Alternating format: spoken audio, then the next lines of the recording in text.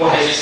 sibashaqeeyay ku aqoonsatay inaan haystaan shahaadooyinka digriyada iyo diblomaadka la xiriira takhasuskeeda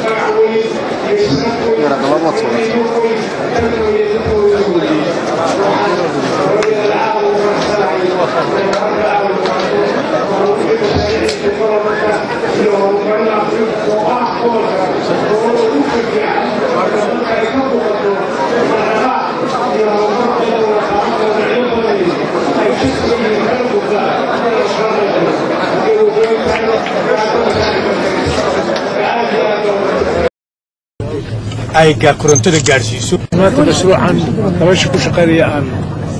dhagax dhigo waa inay qiimo weyn u leeyahay dalka gobolka buu leeyahay aad iyo aad ugu faraxsanahay waxaan rajaynayaa inuu noqdo mid dalka iyo dadka anfaca oo wax weyn waxa laga qabo aad iyo aad ay noogu dhimowdo inaan ka rajaynaa aad iyo aad